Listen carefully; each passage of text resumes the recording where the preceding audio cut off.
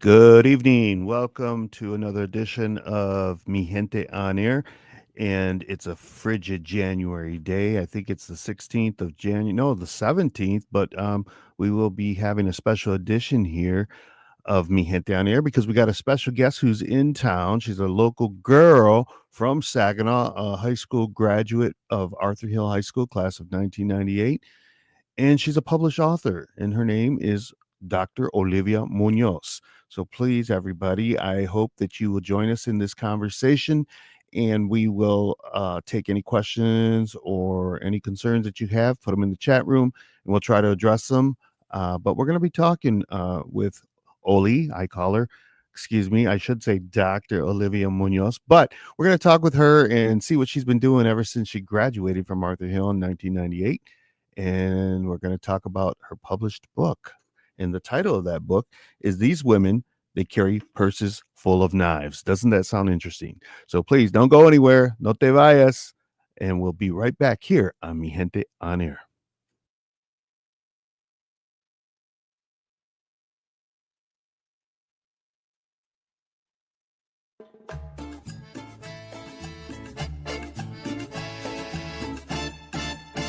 Welcome to Mi Gente on Air on 100.5 and 790 News Radio WSGW and online WSGW.com. Now, here is your host, Larry Rodarte. Rosa de Castilla, tu enganchan César, y tu enganchan Kundu. Good evening. Welcome to another edition of Mi Gente on Air. And I said good evening, but it's actually good afternoon, right? But usually my show is taped during the evening hours of 7 p.m., but we're doing a special edition show. And so I want to welcome all my listeners out there in Radio Land to Mi Gente on Air. I am Larry Rodarte, and I have a special guest today who is a hometown girl from Saginaw, Michigan, a graduate of Arthur Hill High School, class of 1998. And when I text her, because I found out that she was a published author of poems, I thought, oh, we got to get her on the StreamYard and have her on Mi Gente on Air. And lo and behold, she's right here in Saginaw this week. And so we're going to have her in studio. So please help me welcome Dr. Olivia Munoz from Saginaw, Michigan. Hello, Oli.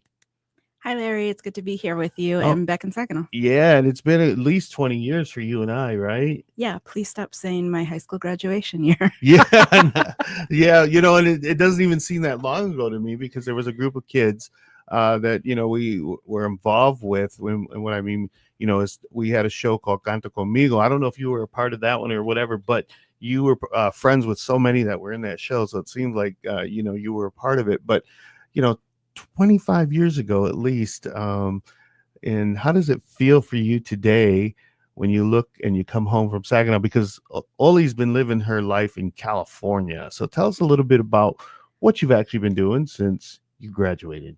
Yeah, thank you, Larry. I did have a great group of friends here. Lots of them were involved in Canta Conmigo, and class of 1998 from Arthur Hill was a pretty iconic class. So Yes. Still talk to a lot of those folks and miss a lot of friends who I've lost contact with. But been doing a lot since I left Saginaw.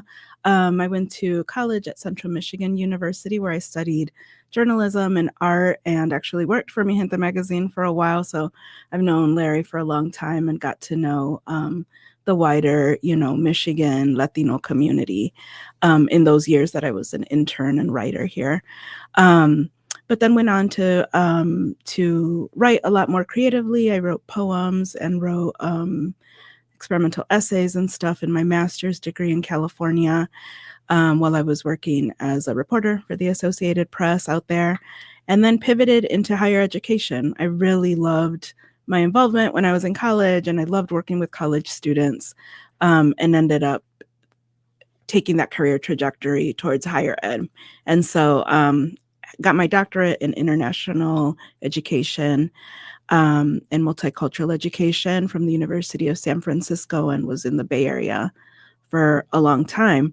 When I walked in, Larry asked, what I was doing in Saginaw, but I just got back from a trip called Semester at Sea. I worked with Semester at Sea 3 times now, and so I've gone with students abroad to visit 11 different countries, take classes while they're on this cruise ship, and stop in port to port to learn, authentically from the places that they're reading about in books. And so traveling is Wow. still one of my passions. Traveling and journalism. That sounds like a really exciting career that you have there. And I want to circle back and say that, did you notice how Oli said that she worked for Mi Gente magazine? Because she did. And she was actually with Michael Reyes, who is a poet out in Detroit. They had a section in Mi Gente magazine. Do you remember what Que Pasa, wasn't it, or ¿Qué something? pasa? Yeah. Yeah, and they used to contribute and write stories about youth at the time in 1998, again that year.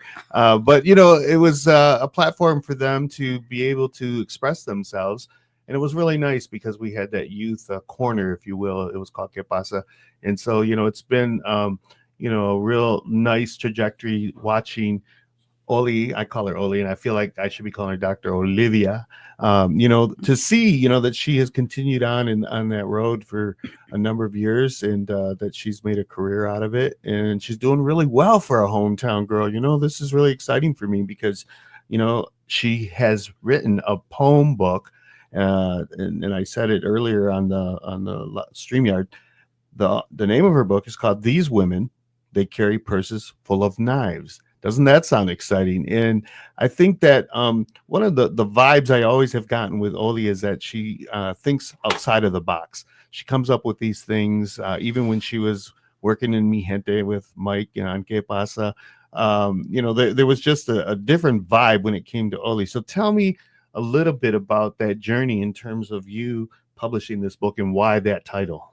Yeah, the title is one of the big things that folks ask about, and actually the publisher, when he called to tell me that the judge, a poet named Richard Blanco, who's a Cuban American poet, he said that the judge was like, on the title alone, like that's like 50% of the points there. Like, what is this project?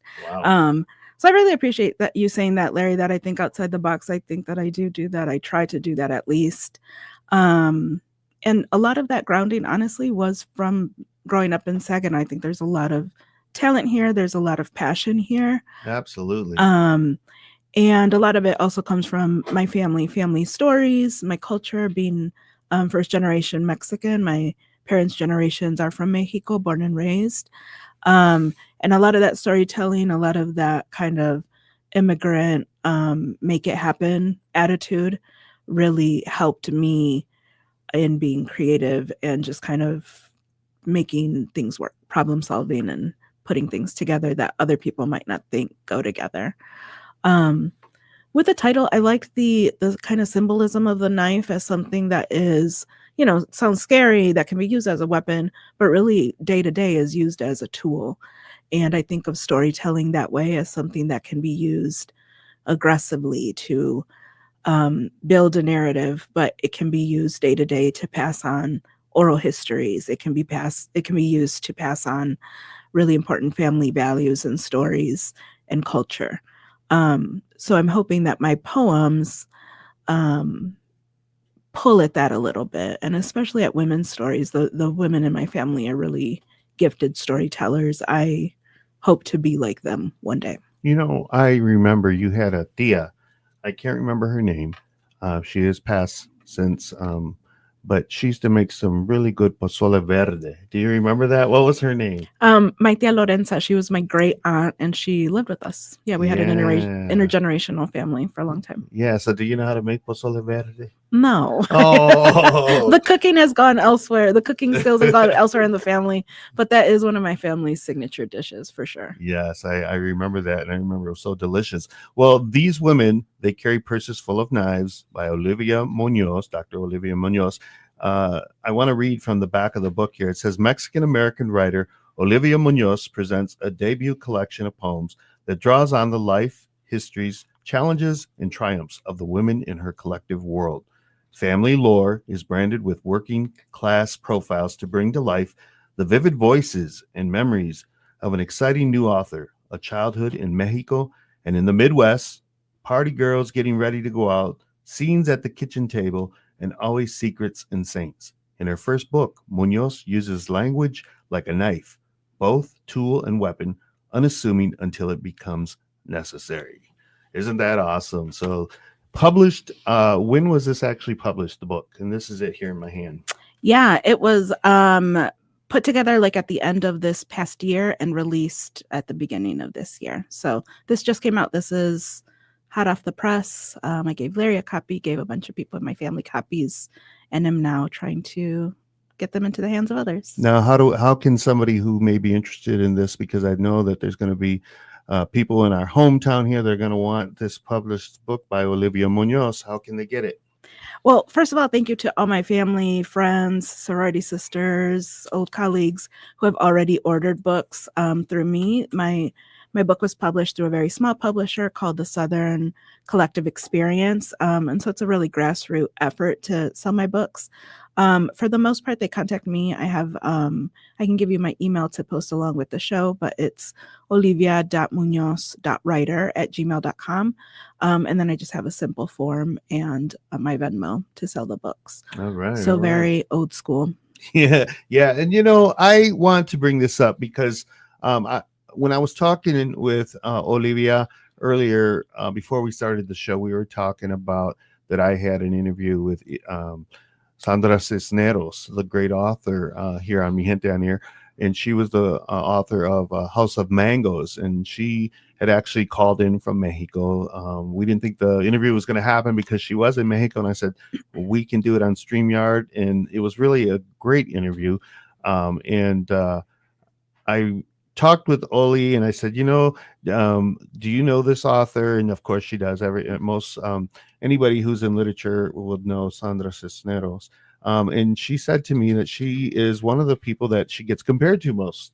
So that is a huge compliment, of course, but tell me a little bit about that. And because one of the things, Oli, that I see now, when I talked with Sandra Cisneros, she just had a way with words on how to express her world and what was happening to her and where she was in Mexico at the time. And I see that now with you. I see definitely a different through the years. Obviously, there's going to be a difference. It's been 25 years. But, I really love how you express yourself, and it's just so vibrant and so colorful. Tell us a little bit about all that. Thanks for that question, Larry. I haven't changed all that much. I'm still a fool. I used to mess with Larry all the time when I was a student writer at Mi Gente. I like to keep humor about me. I would say that that's a cornerstone of my personality, as I do like to laugh. I like to try to make other people laugh. But in terms of like writing and stylistics, I was telling Larry, I was like, not to brag, but that is the go-to person that people say my writing reminds them of. Partially, I think it's because we write about our experiences or childhood. Sandra Cisneros is also from the Midwest. She's a Chicago girl, which I always love to learn about Latinx communities that are outside of, the coast or the Southwest regions, just because we exist all over the country and all over the world. But I think also people would compare me to her because there aren't a lot of Latina authors that folks just know about. So that was just the go-to name. And I say that to say that I hope that folks who feel the urge to write things, whether it's their memoirs or funny stories or poems or songs, they should do it. They should go for it. We need more voices like Sandra Cisneros, like Larry's, like mine, and like you out there who's just scribbling in your journal or into your phone. There's a place for your voice to really ring authentically. And that uniqueness that you might see in others, you also have, because we have our individual perspectives. So to me, I try to read a lot so that I can see what people are doing and just enjoy life and literature as it is. And I really try to live and talk to different types of people and have that inform my life. But I like to listen to the way people talk. That's probably my primary thing. I like voice. I like people's unique. I'm starting to cry because I'm getting emotional, but I like to hear people's unique way that they put words together or that they describe their day to day. That's so interesting to me. Yeah. And one of the things that I have found is the Midwest experience is totally different. Yeah. If you're Latino in the Midwest, it's totally different from, say, Texas, California. And even I just recently returned from Spring, Texas, near Houston, and I got told that I have a huge accent. And Yeah, I'm like, what kind of accent do I have? I don't have yeah. an accent, you know. I think you have the accent because they were saying y'all, of course, down in Texas, but and these were my relatives. And so, yeah, so really, we in the Midwest have a different vibe about us, I guess, that people see. And that I feel that we're very fortunate to have the cultural experiences that our ancestors passed on to us that we brought here to the Midwest, and that we are able to celebrate that and have our own kind of connection to the people here in the Midwest. Mhm. And we express that. And I think Oli here is doing a great job with that. And even though she has also the experience in California, tell us a little bit about your California life because you lived there for a good 20 years, right? Yeah, I lived there for a long time. Most recently, before I did that semester at sea program, I was living and working in Oregon. So I was in the Pacific Northwest for a little while, which is cold and gloomy, but also naturally very beautiful. But that was only for a few years. Before that, after college, I moved to Central California, which is farm country. It's a big agriculture country, lots of farm workers, lots of fields, lots of small towns. But I really found a really great friend group while I was working there. I was working there covering farming for the Associated Press, which sounds boring, but is really interesting once you think about the environment and labor and immigration and all of that. Um, but it really put me in a sink or swim situation because here in Saginaw, where I was born and raised, and even at Central Michigan, which is only down the road, I had everyone I knew. I was familiar with this area, and moving out of state really tested my ability to build community and connect with other people. And I had a great time doing that and building up a friend group. And then after that, I worked in the San Francisco Bay Area for a long time in San Francisco and Oakland at different universities, and confirmed for me that I'm a big city person. I love arts and culture. I love lots of traffic and people and things like that. So um, looking to make my way back over to the West Coast. Well, I have to ask you because of the times that we're living in. Obviously, we're going to have some big changes probably coming in the next week or so with the new administration in. But how do you see that the immigration issue here in our country from your viewpoint, from your lens, and in from California, coming that from the idea, you come from a migrant family like many of us here in the Midwest. How was it for you in that experience in California? I mean, California, I think people would immediately think is just all liberal and everything's good if you're a brown person or an immigrant and stuff. But it's not. It has pockets just like everywhere else, just like Michigan does, just like Florida would, just like Texas does. There are pockets that lean more one way or the other. I think as we think of a new administration or as things progress this year, it's important to, even if we do not personally, this is how I feel, even if I don't personally feel threatened because I'm a US citizen, I was born and raised in the United States, have a US passport, all of that. Where then is my energy and solidarity going? If I'm to truly live in like the values that I believe in around justice and fairness and love, like pretty basic things, then I think where's my fight going to be? And that might be in some communities in California, but it might be supporting things, back here in Michigan where a lot of my family is. Um, but I am a little bit concerned about changes coming down the road, no matter what state we live in, because we are one country. And that's what it means to be in community, is that I can't just stay where it's good. I can't just kind of keep blinders on. We have to pay attention and really follow our values for what's right. And I think that, as you had alluded to earlier about voices, it's the voices of Dr. Olivia Munoz and Sandra Cisneros who, are leading the pack in terms of having published work. But it's really important that people, journalists in general, are stepping up to the plate because journalism in general has been really taking some hits. Absolutely. And I think that it's really important for anybody to make sure that the integrity of their journalism, their writings, that we stand out in a way to try to project who we are in this country. um, because and only a year, if you remember, many years ago, when Mi Gente started, I remember saying, and maybe you will remember this. I said, if not us, then who? Hmm. And it's that way still today. And so, what made you go into journalism, anyways?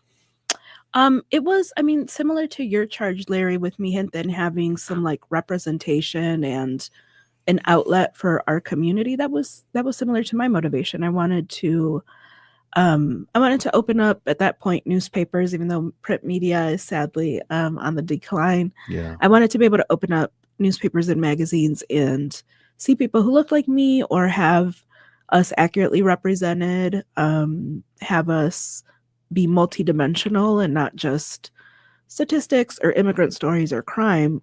I knew just from living my life that we were much more than that, that we open businesses and we're bakers and we're artists and we're great grandparents, all of that. So I wanted to be able to be a voice or to open up a lane for there to be voices that much better represented the Latino community specifically, but also just generally like people of color, poor folks, working folks.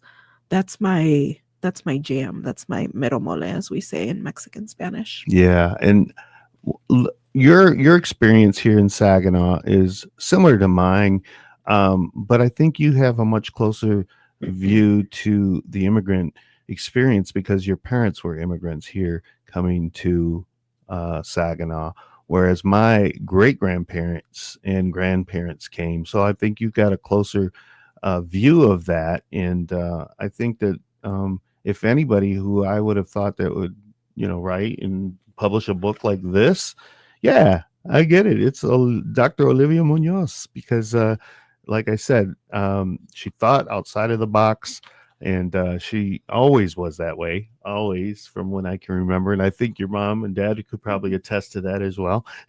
And by the way, let's talk a little bit. Let's give them a little bit of credit. Tell my audience out there, the non-Latinos as well, that may be listening to this on the radio program. Tell them who your parents are and where you evolved from. Yeah, thanks, Larry.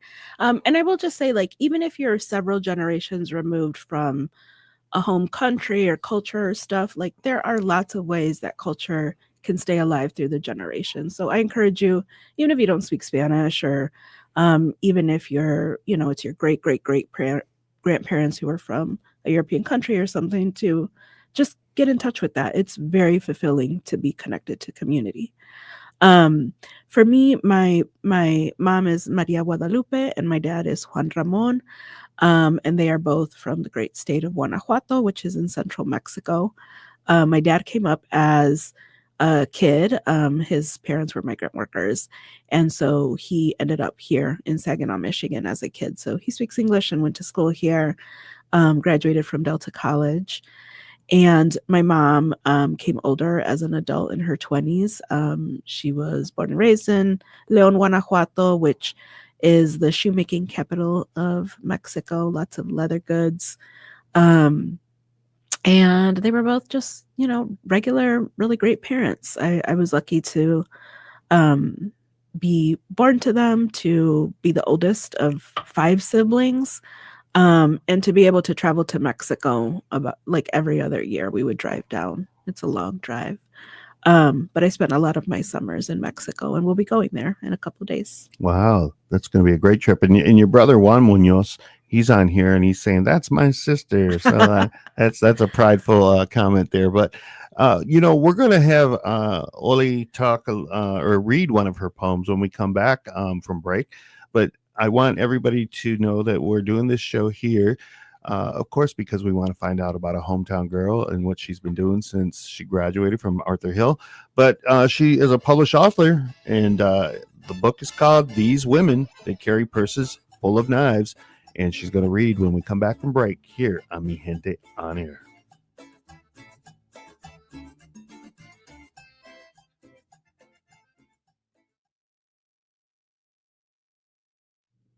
So there you have it. We're here with Dr. Olivia Munoz, and she's from Saginaw, hometown girl, and she's a published author of this book. So if anybody's got any questions or concerns, or just wants to make a comment like her brother Juan Munoz did, go ahead. That's why we have this show, Mi Gente on Air. It's your show as well, my people.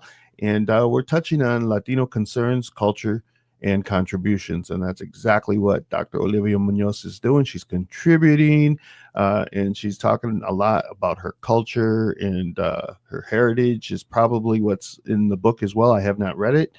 I'm looking forward to reading it and, being able to have that experience of knowing her from way back and seeing how she has evolved through the years. And it's just amazing when I think about the last 30 years since, I published Mi Gente, because it'll be 30 years this year. To know that these years have gone by, these 3 decades already, and to see you and to see Mike and many of those that were in Canta Conmigo doing some great things in leadership roles. That's what's the beauty of it. It's really something. So, if anybody, like I said, has got a question or concern, please do. Francisco Javier Munoz, so proud of you. Olivia Munoz. Now, who's that? Also my brother. Oh man, 2 brothers. You're gonna have to write the traveling pants of brotherhood or something, But anyways, thank you all for tuning in to Mi Gente on Air. We try to do our best in regards to bringing that cultural identity to the WSGW family, and so every week we are producing these shows, and we're on the live stream here, but. Not only that, we are also on radio on WSGW 100.5 FM and 790 AM on Sundays at 8 p.m. And from my understanding, we're going to be also broadcasting on Saturdays, the show. So good things are happening, and just want to thank everybody who has supported us. This is our 5th year of this show, and it's nice to be able to present hometown people like Dr. Olivia Munoz and tell her story, because she has a story like everybody else. So we're going to go back into the show, and we're going to hear from Oli as she reads one of the poems from her book.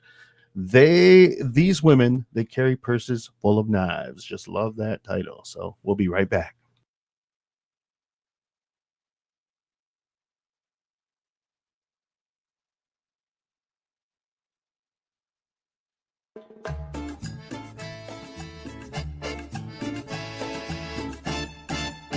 You're listening to Mi Gente on Air on WSGW. Welcome back. Welcome back to Mi Gente on Air. Thank you, everybody, for being with us today. I am your host, Larry Rodarte, and I've got to tell you, there is a special gal from many, many, many, many years ago, and she used to work in my office as well. Her name was Cindy Orozco, and it's right now. She is married, and she says, "So proud of you as always, Oli, and looking forward to reading your poetry." How does that make you feel? Great. I just sent you the book, Cindy, so it's on the way. All right. So let's recap a little bit here, because we're talking with author Olivia Munoz, Dr. Olivia Munoz, and her published book is These Women, They Carry Purses Full of Knives. And that's what I'm carrying here in the live stream here, so you can see it.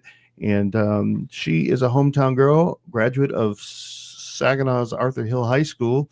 And she has been living out her life in the last 20 years or so in the California area. And she's here temporarily in the Saginaw area. So I snatched her up to say, hey, come into the studio and let's talk about your book. Let's talk about what you've been doing since you left Saginaw and graduated so many years ago. And I'm not trying to age you by any means, Oli. It's just that the reference and the time period that we have shared and lived is a beautiful thing. And I just see so much growth, although I see the same Oli. I see so much growth in her wisdom, and that's what the benefit of ageism is, right? Absolutely. So many times on this show, I laugh at myself. I'll be on an interview or whatever, and then I put my head down and I actually laugh at myself because I'm like, how do I know this stuff? We were talking about Jimmy Carter, and I've lived through that whole era, and then he passed away recently. And so I have to laugh at myself because I'm conjuring up things from when I was 10 years old in Mhm. his presidency, So let's hear from one of your poems. Which one would you like to read to our listeners? So a lot of these poems I started writing a long time, like 15 years ago. So some of them have been around for a long time, but a more recent one, and I think the one that makes the most sense, is about Saginaw. It's called "How to Explain Myself Where I'm From." And if I can read that for you now, I'd love to. Yes, please.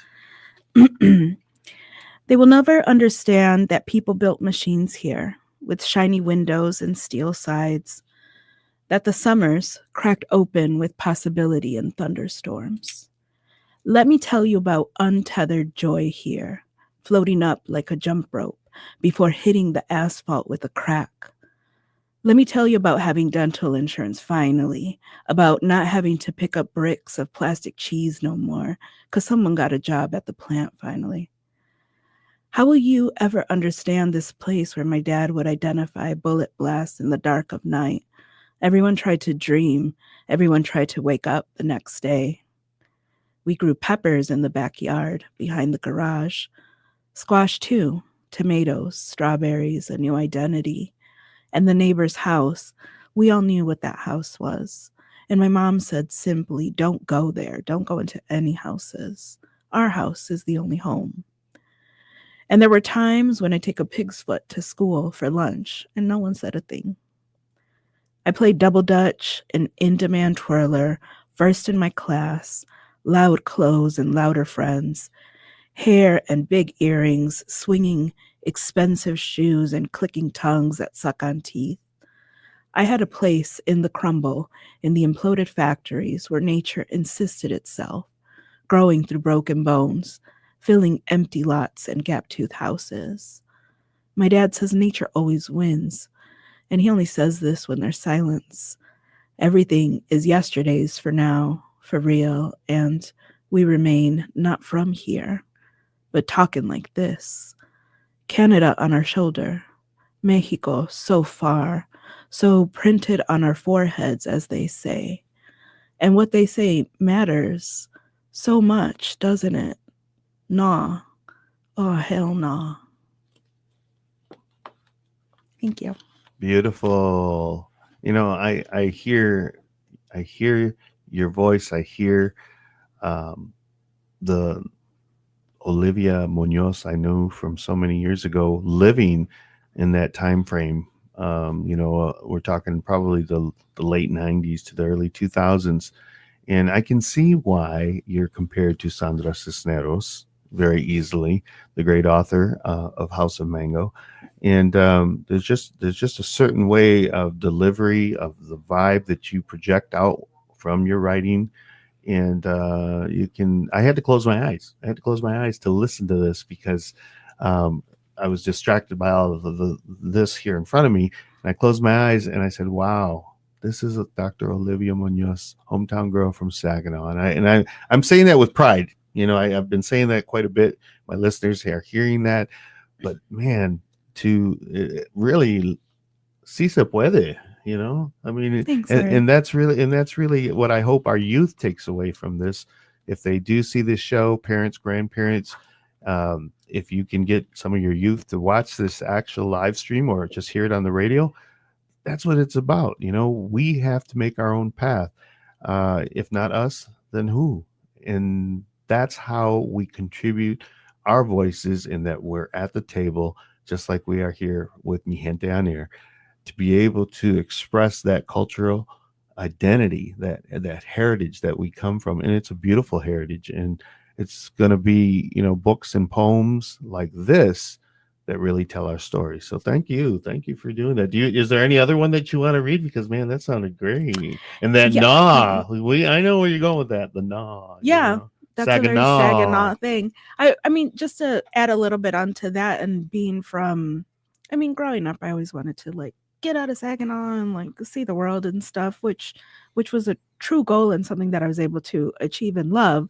But as I've worked over the years with like first generation college students, people who were the first in their family to go to college, or they themselves were first generation to the country, one of the things that I see some of them sometimes try to do as they like meet new people, learn new ways of doing things, is to kind of shed parts of themselves, like to say, well, I'm better now. And I always advise them against that. I say you can just keep everything you are and add to it. Doesn't mean you don't learn new things. So as this goes out beyond Saginaw, even if you stay here, even if you're from a smaller community, even if you're from a place that people don't see as beautiful, keep those things. Like, you lose nothing by holding on to the richness of where you grew up. Yeah. I'd love to read another one, which is like kind of my whole core to this project, and what I think of when I think of like this series of poems. And so, Before you read that, yeah, isn't this exciting though that you're able to be here yes, as an author? it's surreal. Yeah, it's a beautiful thing, everybody. I'm feeling like I'm almost gonna cry just hearing her. So, and I'm a Matt, I don't Chiona, do that, so right? I don't get emotional, right? I don't know why I am now. So, everybody, let me present to you another reading from Dr. Olivia Munoz. thank you. This poem's called After Dinner, and I wrote this a while ago, and it was accepted by a magazine called La Maíz Magazine, so shout out to them, but I love reading this one. We turned on the lights and asked these women to tell us stories where the devil is a goat and women were warned plenty of times. They are all true. They are all real. I do not have honey in my mouth. I do not stack words the way they do. I try to learn or remember or steal or swallow or commit to the way their voices sing over the crack of leaves being pulled off corn cobs, but I can't. I am plastic. They are clay. My words were created here in this kitchen on a computer. They will last forever, which makes them cheap. These women will return their words to the earth when they die, taking wooden spoons with them and garlic skins and narration and wrinkles from these children who will run around them in eternal orbit. These women, proud of their gold jewelry and round bodies and their good food, cook all Sunday long like it's nothing. Talk like it's free, like it's not precious, like we are not clinging onto morsels. They throw away phrases I shove into my empty pockets. Wow. Thank you. Beautiful. What do you see yourself doing in terms of a second book? Because we need more of this, definitely. Thank you. I would love to write more. I would like to have a longer collection. For those who don't know, a chapbook is a short book of poetry. So if you look at it, it's a pretty slim volume of about 20 something pages. It's meant to be like kind of a mini book.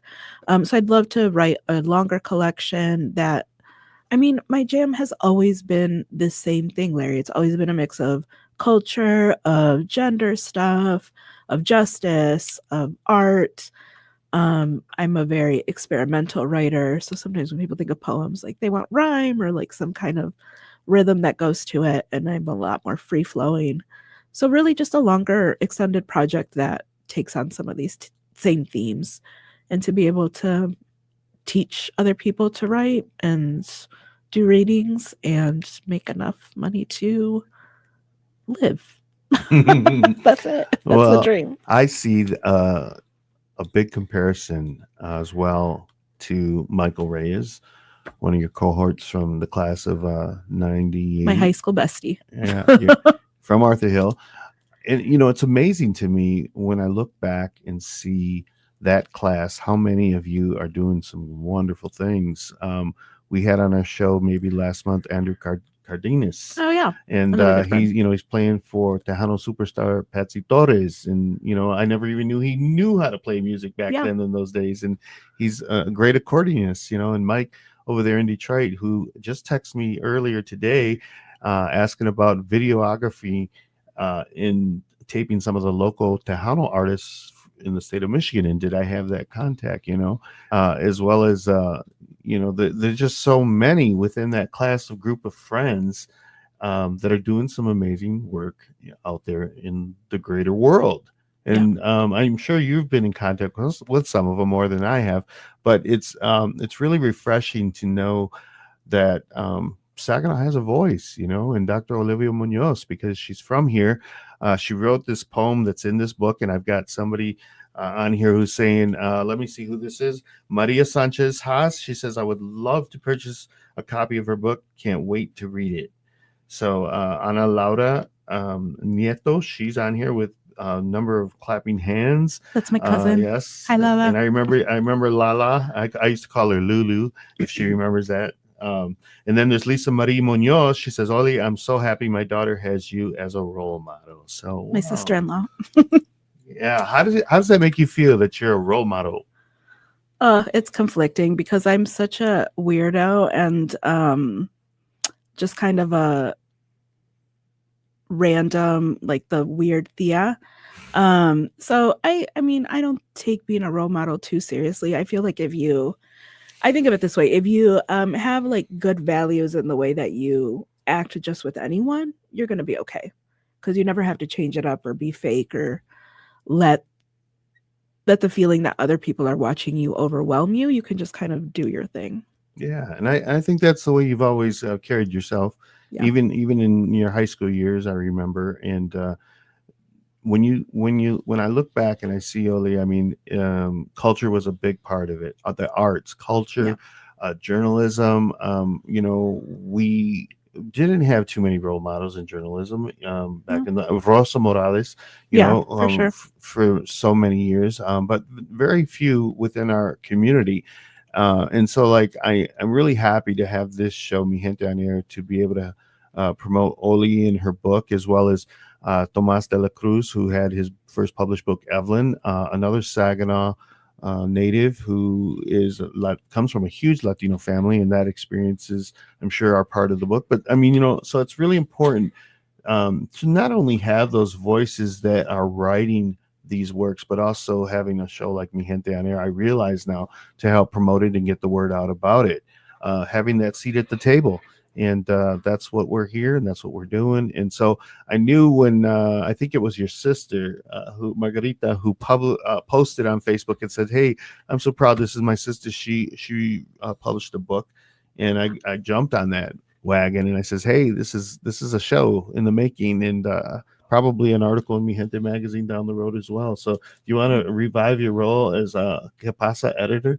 Absolutely, I do. Absolutely, I do. Yeah. I will text Mike and we will write something up. Well, so many years ago, when I started Mi Gente, it was those voices, and there were very few. I remember a gentleman, he did some beautiful poems, and he talked about his mother making tortillas for the very last time, and that he just wanted her, after she passed, that's all he wanted, was to experience again his mother making tortillas for him. And it was those voices that I remember that really inspired me and lifted me up to confirm that, yes, there is a need, and you're doing the right thing here by having promoting positive images of Latinos within our publication. And so I think that you're going to be considered one of these giants, Oli, someday, where these kids today are going to say, yeah, she inspired me, especially many within your own family, of course, and those friends and their children. And I think that's what it takes, to really get our voice out there as Latinos in the United States. Sharon Francis, I think I'm saying her name right. Sharon Francis. She says, "This is a wonderful interview. I volunteer at the Theodore Redke House here in Saginaw, and Dr. Munoz Rojas, we'd be honored to give you a tour while you're here in town. We love to support our Saginaw poets, and thank you, Larry and Mi Gente, for doing this show and bringing this poetry to my screen." So you don't know Sharon? No. You don't? Wow, look at you. But I'd love to go take a tour. Yeah, and I love what the work that they're doing there with Theodore Redke and his house over there in Gratiot. And when we think of poets, that's one of the first names that comes to our attention in Saginaw. So we've got another one in the making, Dr. Olivia Munoz, and we're so happy to have her here on Mi Gente on Air. And Oli, what would you want to say to any young person out there that may be inspired to actually write a book of poems? Yeah, I would say anyone, and I'll broaden it to say who is interested in the arts of any type, like dance, making music, theater, any of that. that's often one of the things that gets like cut out of school systems for budgetary reasons or gets shut down by parents or teachers because it might not seem as like important or as rigorous. The arts are incredibly powerful and necessary to our lives. Like they are the way that we form and keep stories. They are how we get entertainment. um they can be used to deliver messages, to get people to engage or see things from a different perspectives that they wouldn't otherwise if you were just telling it to them or they were reading it in like, an opinion piece or something. The arts are really, really powerful for having folks realize who they are, affirm who they are, and share their stories with others. So it is, you don't have to make money off of it. You don't have to be quote unquote good at it. You should just try it because there's no other you. Like you should just go for it. The arts are never a waste of time. So please do it. If you have an inkling, please go for it. Around poetry specifically, just start writing, keep a journal. I like handwriting still. A lot of folks like, typing into their laptops or into their notes app. But handwriting is my go-to, and don't start by just not judging your words. Write it and forget it, write it and forget it. And it'll start to accumulate. Your voice, your authentic voice will start to come through.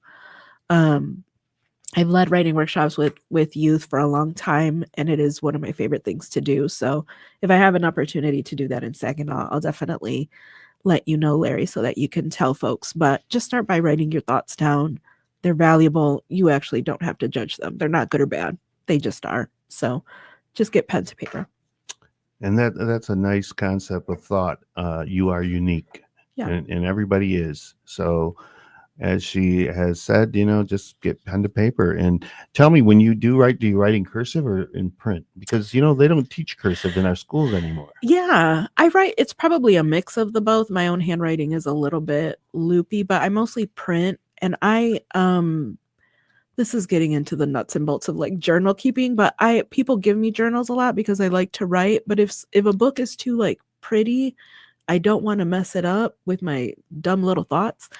So I tend to write in like those marble black and white composition notebooks with just a plain pen because I want the most low key, grassroots, objects that I can have to write down my thoughts, because then they don't have to be important. They just have to come out of my brain. But yeah, there's a reason that our ancestors, and I mean our human ancestors, like way, way, way back, used to paint stories on caves or beat out drums on logs. It's because that is a part of our human existence. So go for it if you're interested in it. Well, let me ask you this question, and just whatever comes to your mind, because I think this kind of picks at the brain of an author, and it gives you a little bit more of a view of how she thinks and who she is. But what would you say is your favorite food? What is my favorite? You're going to laugh. I just said this and it is true. My favorite food are beans. I love frijoles. I will eat almost any kind of bean. They are delicious. They're nutrient dense. Good protein. Good protein coming across the world. They're cheap, vegan, like they are everything. I love beans. So you like them frijoles and actually I like the Mexican, manteca. the Mexican refried beans, but literally any kind of bean I will eat. But kind of broader than that, obviously my family's home cooking. Shout out to my mom and my godmother, my madrina, who are amazing. Who's your madrina? My madrina is Rosa Munoz. Rosa and Manuel Munoz are my godparents. Wow, I just saw them at the Bring Her In the other day. They are the mayors of the Bring Her In. They're there all the time. Yeah, and it's funny because when you talk about that food, and I think that really gives an insight as to who you are as well, because most people would say, oh, she would love, a dish like enchiladas and maybe something more, but she actually just likes simple beans. I like simple stuff. And I like plenty of cuisines. I like lots of good food. I love going out to eat. But if you ask me what my favorite food is, it's probably beans. So who's your favorite artist out there? My favorite artist in terms of just art generally? I mean, I think there's a reason Bad Bunny is a global superstar. He's Yeah. smart, entertaining, tapped in, good political values, like Bad Bunny is it. Writers, there's a lot of great. It's like a really golden time for poets of color specifically. But I really love Jose Olivares, who's a Mexican American writer from Chicago. Um, and there's a lot of fine artists like really pushing the envelope and making cool stuff. So if you haven't gone to an art museum before, go. It's not scary. And write down your silly little thoughts. And what about movies? I'm trying to pick your brain to say, this is where she's coming from as an individual, and share those inner thoughts of yourself, Dr. Olivia Munoz. Movies, oh my gosh, what have I watched recently that I loved? I watched Wicked, which I really love. I love musical theater. Anything that combines a lot of different arts are really my jam. And I also really, this kind of goes to my journalism past. I love documentaries and stuff. So anything that's true to life, I really love. Well, that's from the words and the mouth of Dr. Olivia Munoz. And she's a hometown girl here in Saginaw. She has her family here, and she's lived out her life the last 2 decades in California. But it really has been a pleasure to have you on the show. And I just want to read from one of our comments here. It says, Angela Blanco says, "Bravo, Oli. I love seeing all your little nieces and cousins in church. I see little Olis, Maggies, and Veros in the making." So, oh, thank you. And that's what is so special about having this guest today, because it's a generational thing. We know her parents. We knew her tia that we talked about earlier, and we know her siblings and their kids, and so it's a beautiful thing to see somebody who has published a book, because not everybody does it. And I'm trying to show it to you here. It's called "These Women, They Carry Purses Full of Knives." So if you can get a copy, please do. Olivia Munoz, she is the winner of the Latin American Poetry Prize from the Southern Collective Experience. Her work appears in the San Pedro River Review. So thank you, Olivia, for being with us. Any last thoughts? Go Saginaw, get into your culture, do art, make mistakes. All right. Thank you so much, everybody, for tuning in on this special edition of Mi Gente on Air.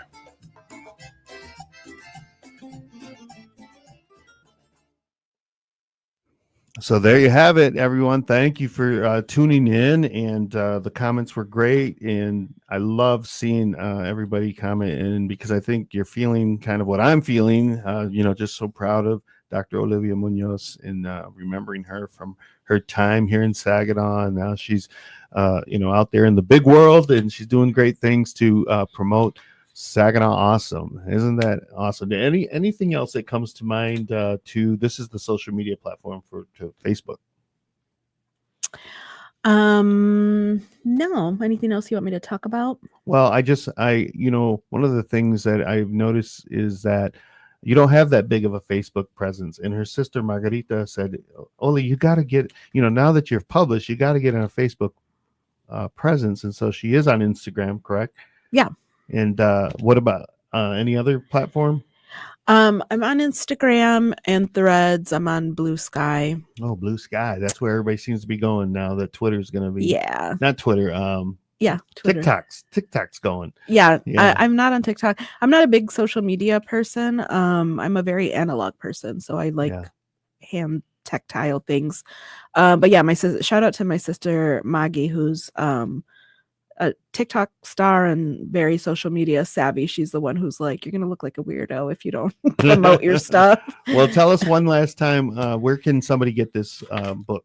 You can get it through me, olivia.munoz.writer@gmail.com. And then I can also put the links in the Facebook. All right. So everybody, thank you again for being with us on this special edition of Mi Gente on Air. Love having the voice at the table to bring you this type of show that's going to promote our local, and they're doing great things culturally, and they're contributing to this vast world that we live in, and at a time when our voices are so needed. So thank you, everybody, and we'll see you next week here on Mi Gente on Air.